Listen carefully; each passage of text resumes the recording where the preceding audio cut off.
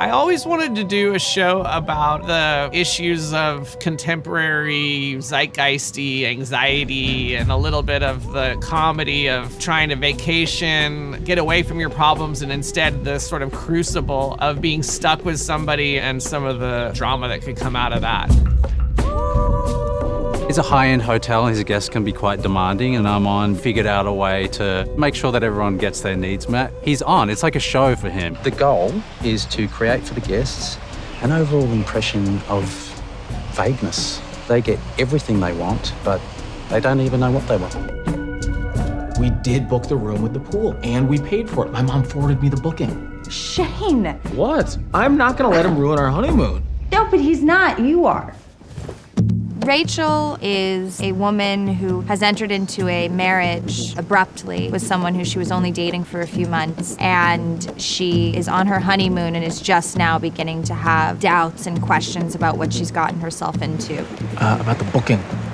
Can I talk to you about this in just a minute? Yeah, no problem. Yeah, whenever. I really love the scenes between Shane and Armond because there's this sort of like competitive thing and they're kind of trying to one-up each other, and there's this build of their interactions throughout the show, which is really satisfying because Shane is such a dick. Shane lives in New York, works at his dad's commercial real estate firm, newly married, and has not experienced a lot of setbacks. In the vacuum of his existence, like, it isn't fair to just assume that he's a certain way, but also he is a certain way. It's fun to try to give voice to lots of different people with different perspectives and give a real variety to the voices. I have testicle cancer. We don't know that yet. We have not gotten the results. Nicole is in charge of everybody. She is the corporate epitome of Mama Bear. Nicole's relationship with Mark, they've been married for a long time. She is the breadwinner in the family, and I think that has taken its toll on both of their psyches, but also at the same time has created the structure of their marriage and of their family life. It's gonna be okay, Mark. Good things happen to good people. Nicole and I are your classic upper class parents. We're busy, busy, busy, and it doesn't bother her as much as it bothers me. My focus is the kids all of a sudden, and that's why I have this really cool journey with my son.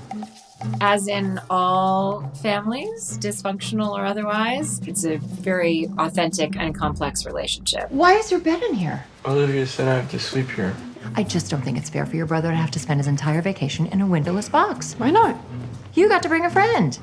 And I'm so appreciative, Nicole. Olivia and Paula met each other in college. Paula introduced her to different beliefs than what she grew up with, and she's learned a lot through being Paula's friend and how the world affects Paula in a different way than it affects Olivia.